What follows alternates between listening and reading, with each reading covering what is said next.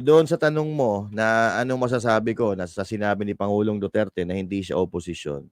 Of course, any other politicians sasabihin yan. Kasi si Pangulong Duterte hindi naman talaga dilawan yan eh. Hindi naman dilawan. So, since si VP Sara ay nandun sa kanlungan ni Marcos, of course, ngayon, mga kapatid, si Pangulong Duterte, pangangalagaan din ang kapakanan ng kanyang anak. Hindi ho ba? Mm. Kasi medyo ano yan ang mapapasama dyan kung si Pangulong Duterte ay magdi-declare bilang opposition, ang mapapasama dyan yung anak niya. Lalong-lalo na ngayon na pinag-iinitan si VP Sara Duterte, pag nagsalita pa si ex-President Duterte laban kay Pangulong Bongbong Marcos, malaki ang impact nito sa kay VP Sara Duterte. 'Di ba? So kung mapapansin nga natin ngayon, parang sa tingin ko si VP Sara Duterte ay talagang nagpipigil sa kanyang sarili. Although siya ay matalino, pero si VP Sara Duterte ay tao rin din lang na siyempre nasasaktan kahit matagal na sila sa politika. May mga personal attacks kasi. Pero kung pag-uusapan ang mga issue lang, isyung panlipunan ang pag-uusapan, kayang-kaya ni VP Sara Duterte yan. Kaya lang, ang problema kasi parang nape-personal siya. Nadadamay pati ang pamilya niya. Kaya sa tingin ko, kaya hindi nagde-declare si Pangulong Duterte na talagang full blast na opposition dahil nga doon. Pero kung halimbawa, wala si VP Sara diyan sa kanlungan sa kampo ni Bongbong Marcos, baka matagal nang nag-declare si Pangulong Duterte bilang oposisyon. Maaaring tinatansya niya yung sitwasyon, maaaring hindi pa ngayon, pero sa katulad nga ng sinabi niya, darating tayo diyan, may tamang panahon. Parang Ayan, gano'n. speaking of ano, okay ka na Jay, dinig mo na kami? Okay na, naririnig ko Ayun, na ayan kayo. na. Oh, Yun. speaking of ano, yang mapagtiis si VP Sara. Sa tingin ninyong dalawa, hanggang kailan? Mag-wild guess lang tayo, okay? Sige. May nagsasabi kasi sa June, sa May, Mm. hanggang kailan makakatiis si VP Sara? Sige, ikaw muna Jay, para makasalita na. Kilala naman natin si kabisado naman natin ang mga Duterte na bago talaga bago magbitaw talaga or gumawa ng hakbang yan, talagang pinag-iisipan. Ngayon, siguro para sa akin, baka umabot pa ng 2028 yan bago magsalita talaga ng mapatungkol din sa mga nangyayari na yan. Naku. Yan. Napakaabot ni ngayon Consoli, Matagal pa. Oh. kasi ngayon grabe na yung ginagawa sa kanila, di ba? Pero nakikita mo, dinidedma lang niya. Dedma lang, tapos kakain ng mangga. Ayun. Diba? Ganun lang naman bumanat ang Duterte. Noon pa naman, pasimple lang, basic na basic, pero tagos hanggang buto. Oo, dikit no? Oo. Dikit sa kanila yun yung tambaluslos, dikit Ikaw, Master Judea, sa tingin mo hanggang kailan tayo magtitiis? Well, sa akin naman, tayo ba? O si VP Sara? Hindi kasi ayun, si VP Sara yun. Si VP Sara. si VP Sara kasi ako ang stand ko kasi hangga't hindi magsasalita si VP Sara, Oo. walang mangyayari. Wala.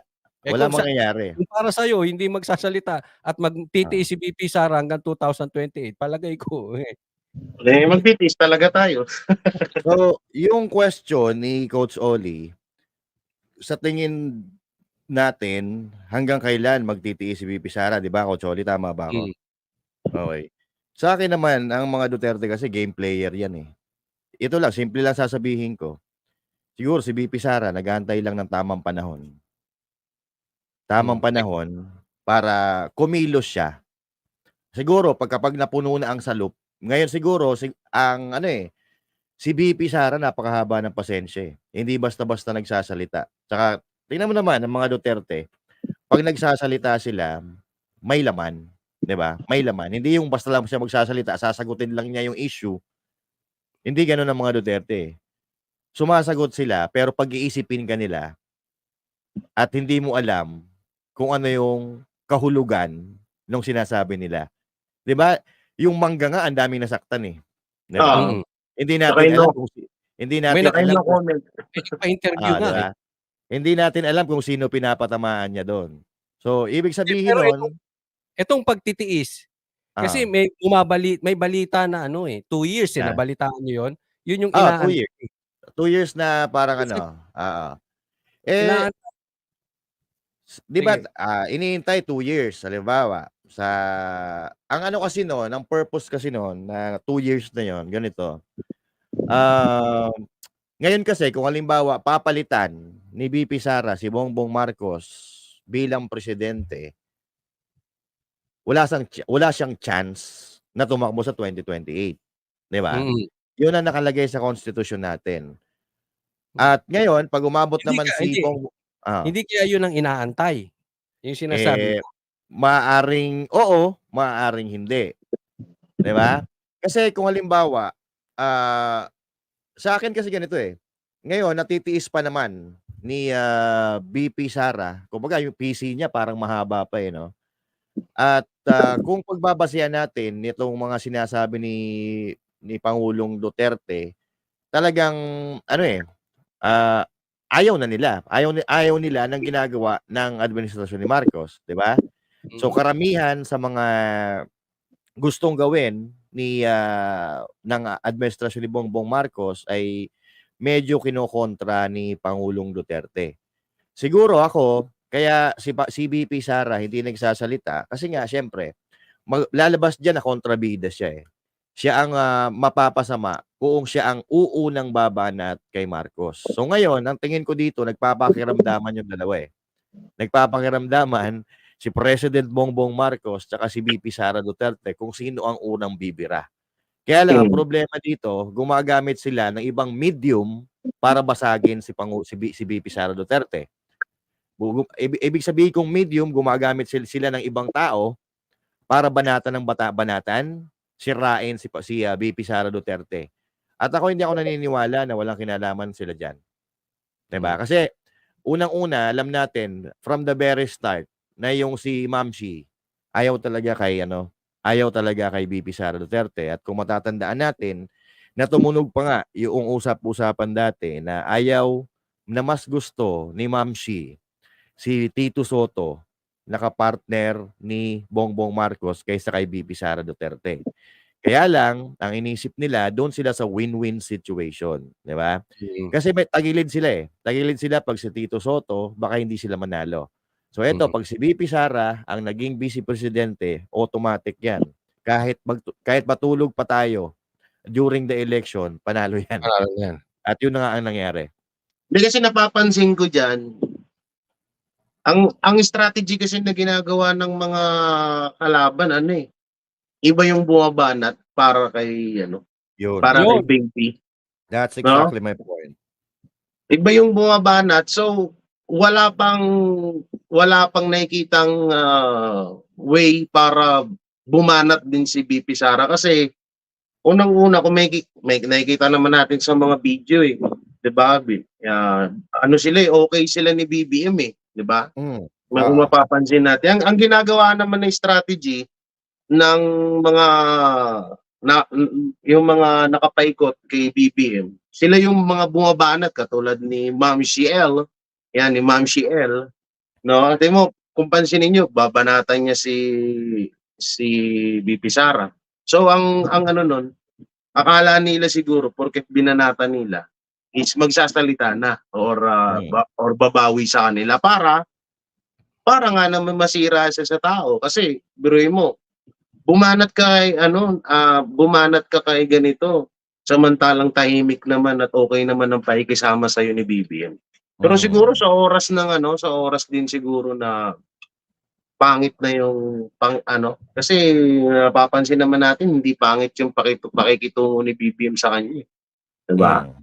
Makikita naman natin 'yan. Siguro 'pag dumating yung point na etong si BBM ay magsalita na rin about kay VP Sara, doon na rin siguro re-rest back yan. Kasi ngayon, alanganin, eh. Oo, kasi 'pag bumanat si VP Sara laban sa kay BBM or kay Lisa, siya yung lalabas ng masama. At yun ang gusto ng mga anti-Duterte, ng mga kalaban, na bumanat talaga siya. So, Kaya bago tayo tumuloy, Actually, ito Sir go Kikuchi, ahead. maraming salamat, Thank you, Kathleen, thank you. thank you. Sige, Master Judea. Well, actually, halatang-halata naman yung ginagawa nila, eh. Halatang-halata yung ginagawa nila. So, sa posisyon ni VP Sara, katulad dito sa West Philippine Sea, no, gusto nilang magsalita si VP Sara regarding diyan sa issues ng West Philippine Sea. Pero kung iisipin natin, wala naman sa jurisdiction niya ni VP Sara. Hindi niya trabaho 'yan. Hindi naman siya may hawak ng foreign policy ng Pilipinas. Ang ginagawa lang kasi ng mga 'to, tini-trigger nila si VP Sara Duterte. Inaabangan nila kung anong sasabihin yun. ni VP Sara. Inaabangan nila kung anong sasabihin ni VP Sara Duterte, at medyo 'pag nagkamali si VP Sara Duterte ng pagsasalita, 'yon, doon nila babanatan ng babanatan ngayon. Kasi kung mapapansin niyo, yung mga Duterte specifically si VP Sara Duterte, napakaingat niya magsalita. Hindi siya basta-basta nagkokomento, at kung wala siyang sasabihin na hindi maganda, parang lagi niya sinasabi no comment, 'di ba? So ibig sabihin, maingat si VP Sara Duterte magsalita. Now, etong ginagawa kasi ng mga supported ng mga galit sa kanila, no, ang ginagawa, tini-trigger nila si VP Sara Duterte para mawala sa para magalit, no? Kasi alam mo naman yung tao 'pag nagagalit minsan, hindi mo nakokontrol yung sarili mo, makakapagsalita ka ng hindi maganda and all that.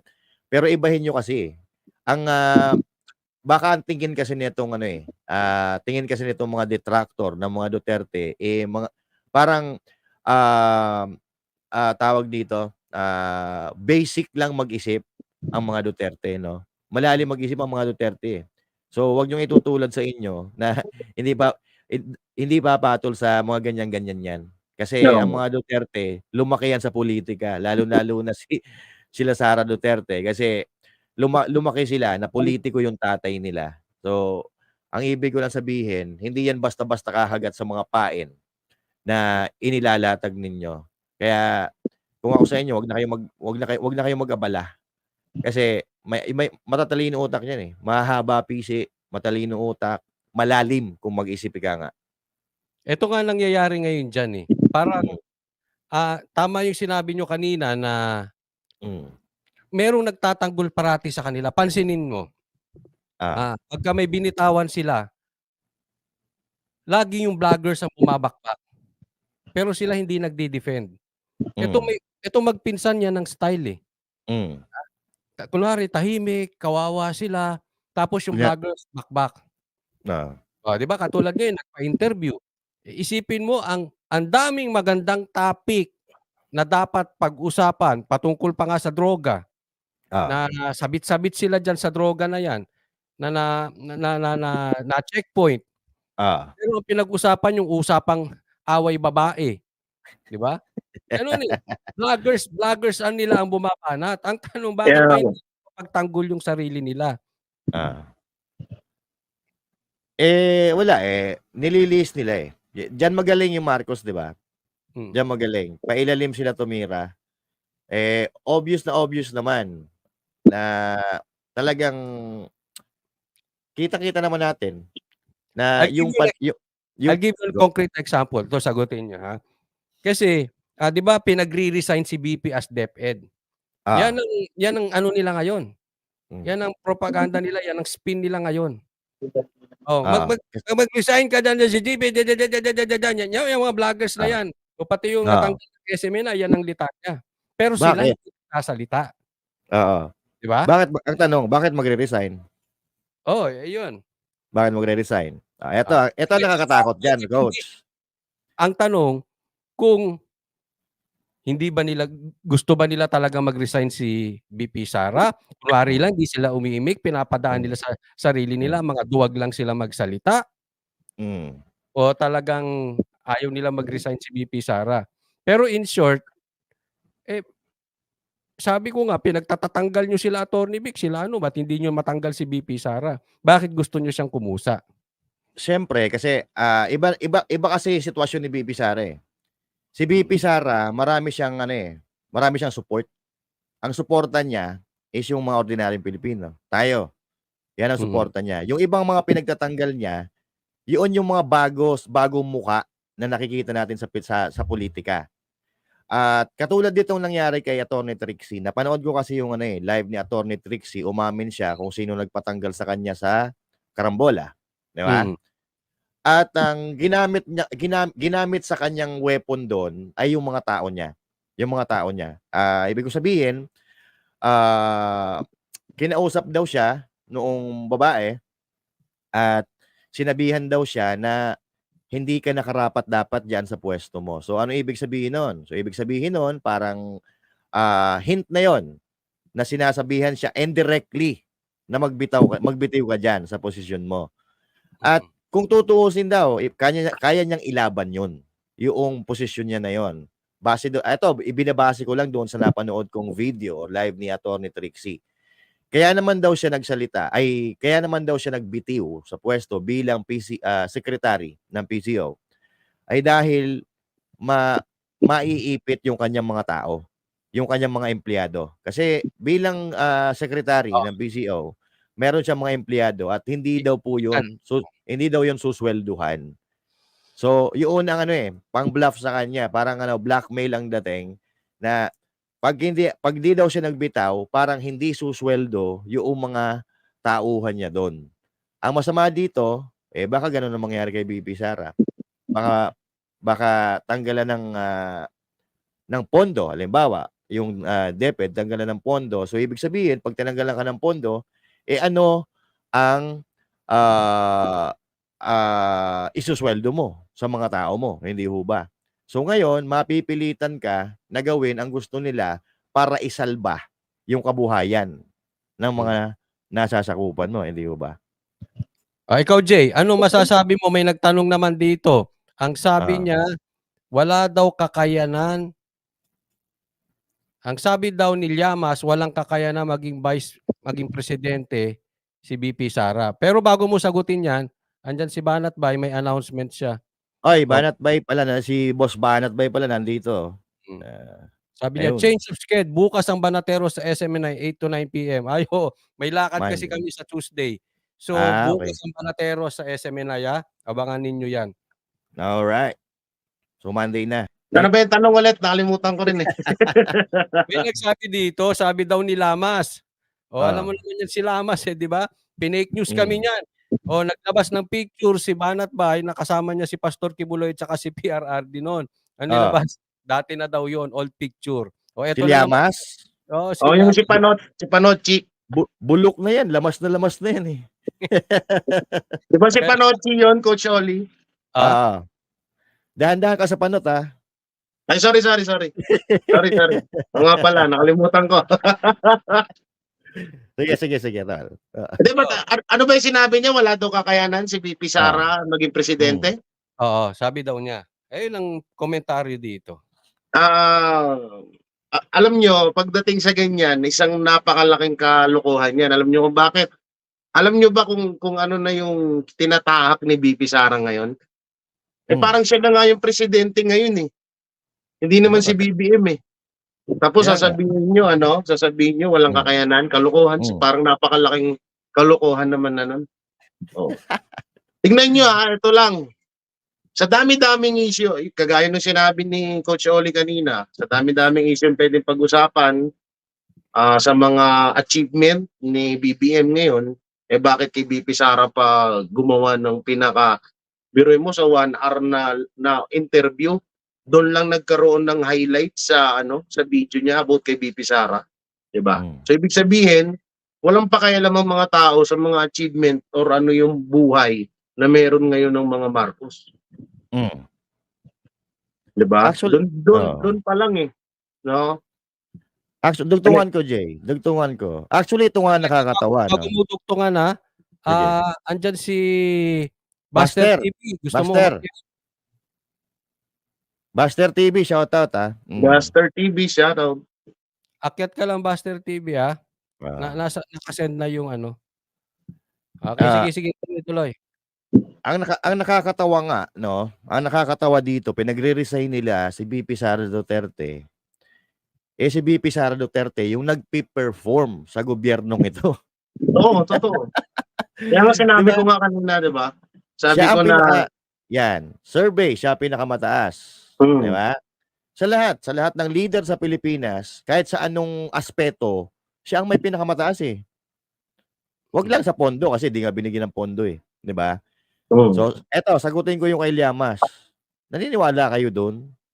Fake news yun eh, 'di ba? Hindi ko alam, tingnan mo yung madalas na nag-i-interview sa kanya, yung pamali-mali yun sa GMA7 dati eh. Kilala mo yun? Yung nag-i-interview sa kanya lalaki doon, pamali-mali yun sa GMA dati, kaya nga tinanggal ata sa GMA yun, nalipat doon. I don't know pero may maraming proof yan, maraming video na pamali-mali sa pagre-report. Tapos, nag-jibe sila ngayon ni Llamas. Natatandaan nyo yung picture ni Pastor Kibuloy, ni PRRD, kayo, di ba? Fake news siya doon. Kasi matagal na daw na video yun. So, ibig sabihin, itong si Llamas, bago bumukang bibig, hindi mo na nagre-research. Hindi mo na tinitingnan kung tama o mali ba yung sasabihin niya. Ayun, maliwanag na mali. Kaya, huwag niyong paniniwalaan yan. Sa totoo lang, ginawan ko nga ng ano yun eh. Ginawan ko ng reaction, tapos inano ko pa yung oras ng interview niya at oras nung tawag dito, nung post nyo sa picture ni Pastor. Picture ba video? Picture yun. Picture yung pinost nila. So sabi ko, unang-una, mas nauna yung upload ng picture kaysa sa video niya.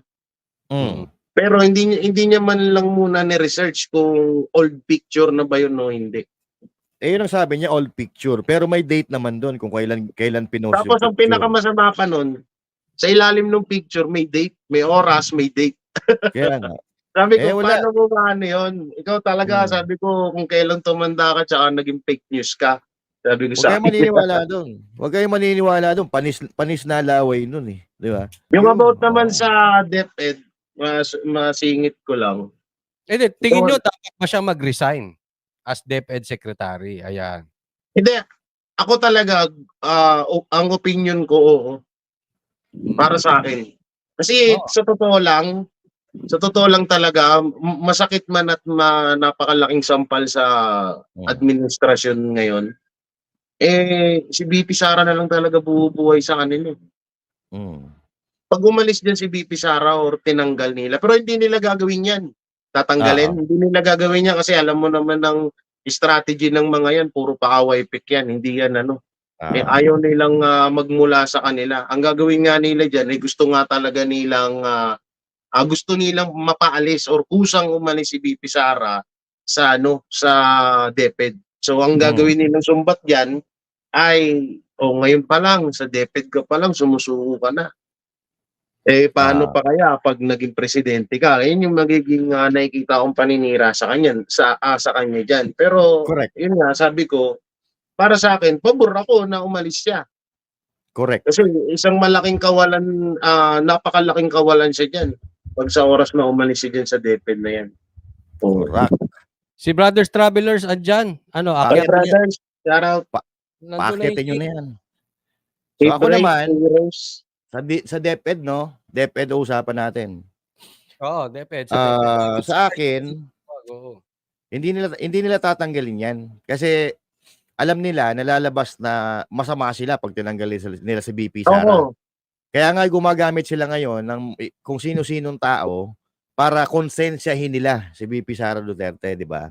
At sa akin, kung tanong kung dapat bang mag-resign o magbitiw si VP Sara sa Department of Education, sa akin ako kasi ate kung paiiralin natin yung pagiging makasarili natin, gusto ko magbitiw si VP Sara Duterte para makagalaw siya kung anong gusto niyang galaw, di ba?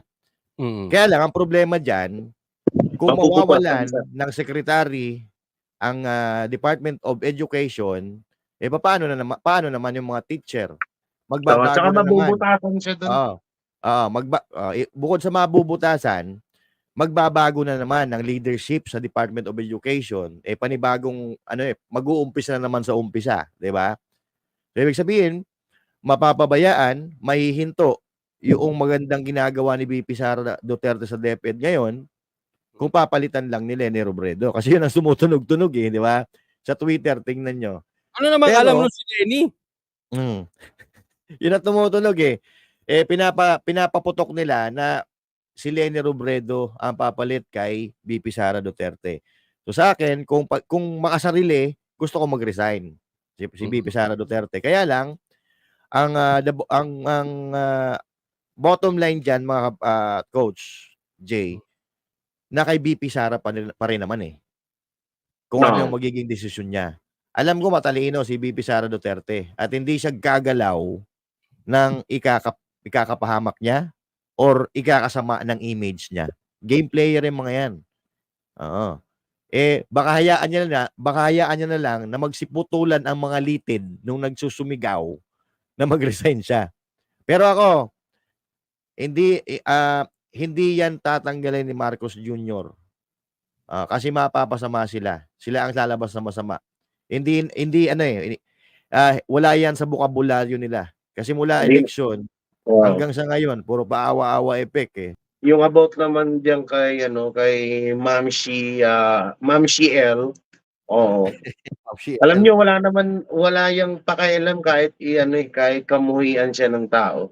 Basta ang mangyari talaga diyan is wag makitaan ng tao na dedmahin si BP ni BBM. Wag makitaan ng taong bayan na si BBM mismo gagawa ng kalokohan or parang pangdidedma or banat kay BP Sara. Kaya yan ang nakikita ko diyan. Kaya ang nangyayari, 'di ba? Tingnan mo puro mga yan si Ma'am Shi L, ang babana, yung iba, yung mga vlogger. Diyan naman sa mga vlogger na yan, automatic na yan, naka-script na sa kanila yan eh. Bago pa mangyari yung kay Katunying na na yan nila na briefing na. Oo, hindi kasi alam mo kung paano ko nahalata. Yung about sa yung nga sa dito yung sa 13 billion na ba to? Saglit Jay. Pero may nagpe-feedback. I-welcome muna natin si Buster TV. Kaya lang Buster, kumusta ka Buster? Kasi nag-e-echo. Yung tungkol kay BP Sara sa Okay. pinagre-resign ng mga gagong vloggers. Hindi, doon ko nga yan nahuli na mas advanced pa ang mga vlogger kaysa sa nababalita. Vlogger ng tanso kasi isipin mo yung about doon sa tawag dito sa 13 billion about doon sa Cebu na yun. Pero yung naglabas sila ng vlog na galing sa dagat na wala pang binabalita or ina-anunsyo ang PIDEA. Doon pa lang halata na alam nila. Tapos mga kinabukasan nagbalita about sa abandonadong yate. Diba? Ang lupit, diba? Tapos magugulat sila, bigla silang sumablay kasi anong bansa yung parang bus nung driver? Ano ba yan? Nakalimutan ko. Canadian. Oo. Kasi yung sinasabi nila sa vlog nila from paabagsak daw ng China yung mga Chinese. Pero gulat ako, advance sila. Hoy, wag kayo, may yating nakuha. Yun nga, yun eh. Nagulat nga ako dun eh. Kasi nga, ang sinabi ng mga tanso vlogger, nag-vlog muna sila about sa galing sa dagat na wala pang binabalita. Tapos kinabukasan, may binalita na galing nga sa dagat yung sa dagat binaan yung... Hindi. Matalino sila. Advance sila mag-isip. Hindi matalino. Talagang naka-script na sa kanila. Advance sila mag-isip. Hindi. Sarcastic ka, Jay eh. Hindi na. Diretsuhan na tayo. Sadyang may script sila. Totoo naman yun eh. Buster, ikaw na bumati. May nagpapabate, batiin mo daw yung mga trolls. Andito sila nanonood. Batiin mo na, Buster. Ikaw na. Mga trolls, putang ina nyo. Tapul. Kaya ito pinagbati ko eh. Ang lupit mo talaga, Master. Hindi, ewan ko yung mga trolls, gusto ko nga may trolls dun sa ano sa live ko, sa totoo lang eh. Automatic na sa'yo eh. Pag may trolls, napapamura ka talaga eh. No? Hindi, kasi yung argumento nila pambobo. Parang Presidente nila bobo. Wala tayong magagawa doon. Ganun talaga eh. Yun, no? No. Pagpasensya mo na lang. Minsan, pagpasensyahan mo. Tatawa nga ako kanina eh. Sabi sa akin, nagla-live ako eh. Sabi sa akin eh, kayong mga wag kayo umasa sa gobyerno, wag kayo umasa sa mga ayuda. Sabing ganun. Sabi ko tarantado. Sabi ko tarantado ka pala eh. Binabudgetan niyo ni Tambaluslos yung ayuda eh. 500 billion nga, tapos hindi niya ipamimigay. Ano yan, nakawin nila? Pamigay nila yung hayop sila. Pero ng taong bayan yun. Ano to diba? Ulo pala kayo, babudgetan nyo ng ayuda, kalaki-laki, tapos sasabihin wag umasa sa ayuda. Sa ng mga bakit pa naglaan ng pondo, ng pagkalakalaking pondo para dyan. Tapos hindi aasahan ng mga mamamayang Pilipino. Pera nila yan, taxpayer money yan, di ba? Masama dyan, Buster. Sir, Kutsoli, Master. Ang masama dyan, pagdating ng pandemya, kung may dumating man, sana wag naman. Wala nang maipamigay. Kasi in advance na eh. Wala na, kasi alam nyo kung bakit. Ito yung balita sa balita, yung pinag-usapan sa mahal nating Pilipinas, na di umano, 80% na ng budget ng 2024 ang nailalabas nila. So, paano natin pagkakasya? Paano nila pagkakasyahin yung 20% sa remaining Master Judea, na lang, 83%. Ang natitira na lang, wala nang 1 trillion, 900 something billion na lang. So, 17% na lang pala natitira. 17%. Paano tayo niyan? Paano Pilipinas niyan? Diskaril. May tanong lang ako, tuloy ba yung rally? Sabi hindi daw. Wala pang feed, wala pang confirmation eh. Kasi hindi daw pinayagan eh. Putang ina ng mga hayop na yan eh. Antay-antay lang tayo. Hindi rin namin alam eh.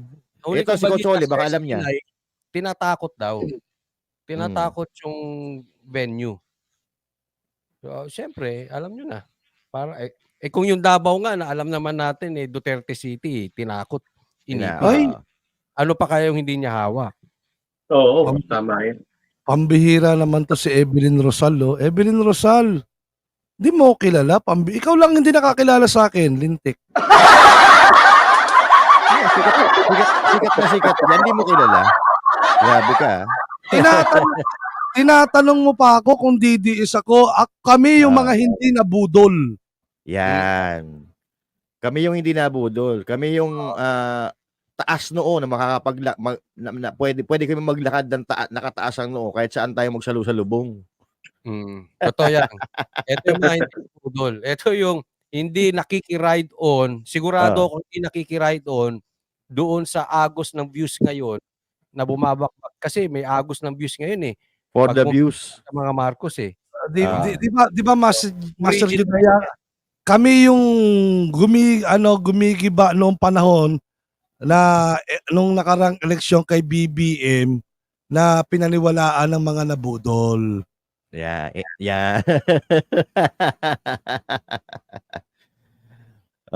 Di ba?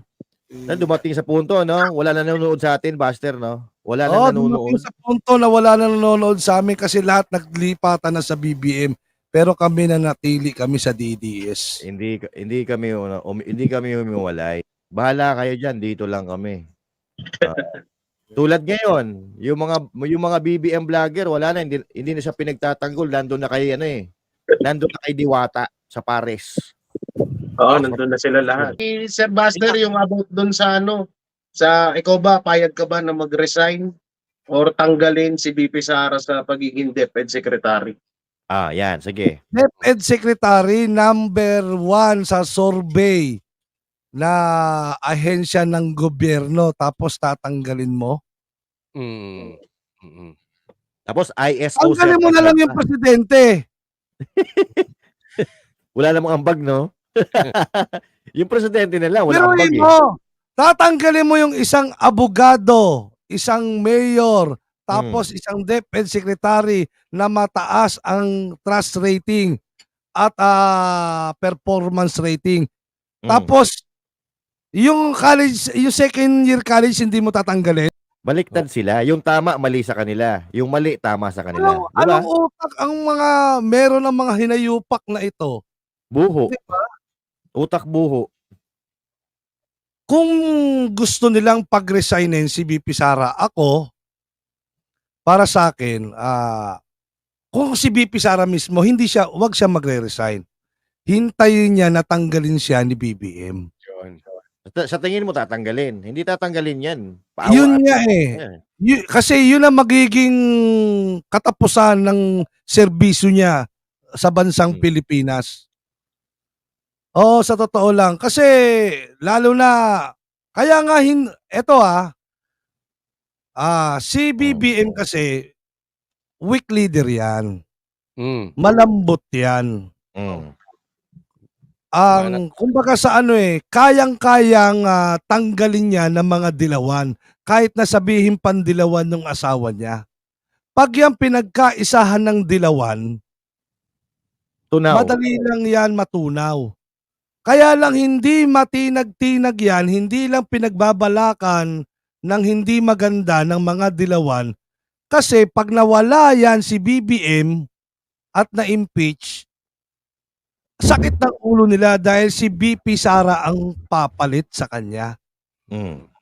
Kaya una nilang tinitibag si VP Sara. Kasi madali na lang si VP Sara, madali na nilang alisin si BBM.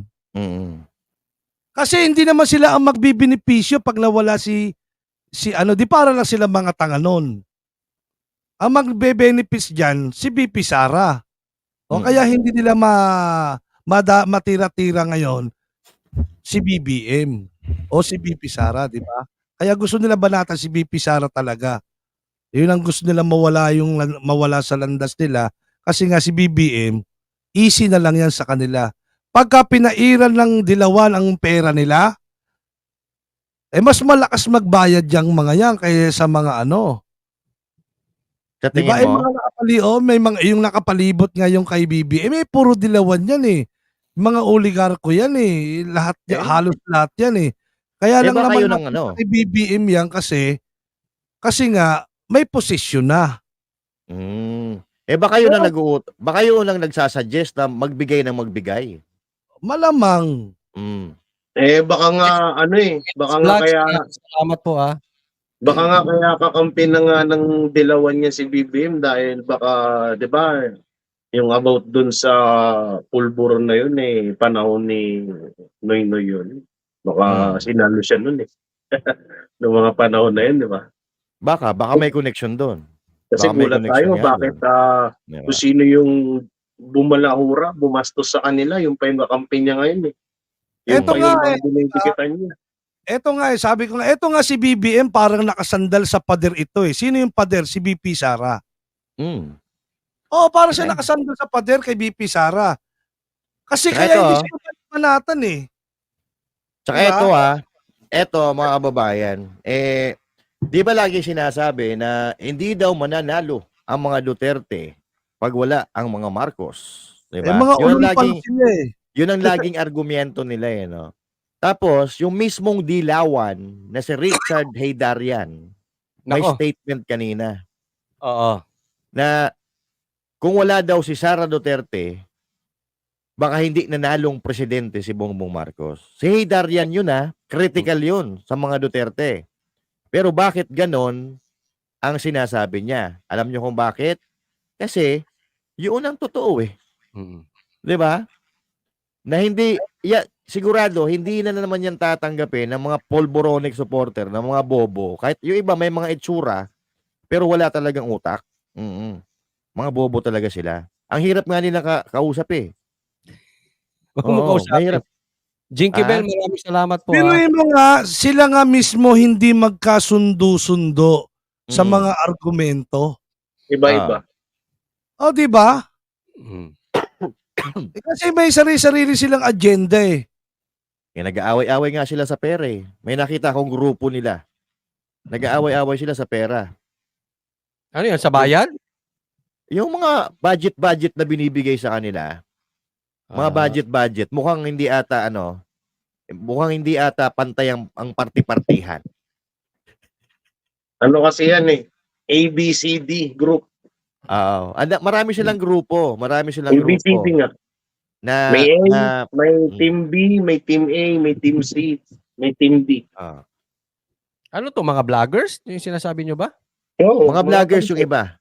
Pero mga vloggers na hindi naman kilala yung iba eh. Yung mga vlogger-vloggeran may mga, na. ano naman, yung mga tawag dito, yung mga expert yan. Isa pa yan, yung mga expert. Pakilala ko lang, eto na yung pinakagwapo sa lahat. Yari kayo. Ayan, sino yan? Eto na. Ay, si Jojo de Guzman. Jojo de Guzman. Yari tayo dyan. Baba na tayo. Yung idol Baba pa na tayo. Nandiyan yung Balik na pinaka-pogi. tayo, nandyan na si Jojo. Baba na. Good night. Boss Jojo, good night. Good night na agad. Grabe naman. Salamat po, Walang iwanan. Pabatiin muna natin si Brother Jojo. Oy, salamat. Masaya. Nakita ko kasi actually kanina, patulog na sana ako. Pagko-open ko, sabi naka-live si Coach Olig. Pag kinigin ko, mga DDS vloggers. Maraming mananawagan na mga mayor, congressman, nagre-resign si Bibi Sara. Take mo doon? Teka, sabi ni Banat ba, usapang matanda naman pala dito. Di daw siya bagay. Yari tayo dyan. Hindi, ako, two words lang yung sagot ko dyan eh. Alam niyo kung ano? Sige. No comment. No comment. Two words nga. Kasi tama nga naman, no comment. Kasi hindi naman tayo magdidesisyon dyan. Exactly. Ganun lang. No comment. Pero, halimbawa, gusto mo ba na mag-resign si BP Sara or ayaw mo? Hindi, tama naman yung nanonood ako kanina. Tama naman yung mga sinasabi ninyo na parang, syempre, kung iisipin natin yung sarili natin, kung ako yun, madaling sabihin na mag-resign na lang ako. Parang alam mo yun, parang yung effect nun, hindi naman kawalan, parang ganun. But at the same time, parang mag-feedback din yung sa kanya na parang, di ba, parang unprofessional naman. So, mas maganda yung sinabi ni Buster kanina na antayin niya na sila yung magtatanggal sa kanya. Diba? Correct. At least, hindi yung hindi babalik sa kanya na kita nyo, ganyan, unprofessional siya, ganyan. So, mas okay na yun na ganun. I think, for me, yun na lang yung inaantay ni Sara eh. Na siya mismo tanggalin. Siya mismo tatanggal, Yun na lang ang inaantay niya. Ang sa tingin nyo, dapat bang sumagot si BP Sara doon sa interview ni Katunying? O sasagutin siya? O dapat ba siyang sumagot? Hindi na. Parang sumagot siya. Sabi niya, I have no comment on that. Hindi, matagal na. Na ba? Hindi, matagal na yun. Ay, matagal na ba yun? Matagal na yun. Sa akin kasi, ganito yan eh. So, sige. Ano kaya mauna, mag-resign siya o lumabas ang video? Ano daw? Ano kaya mauna mag-resign siya o lumabas ang video? Mas maganda yung lumabas yung video agad para tapos na laban. Sige, go. Diba? Kung meron man, diba? Kasi ako di ako naniniwala doon, wala. Hindi ako naniniwala sa video eh. Sabi ni Tatay Digong, wala eh. Di wala.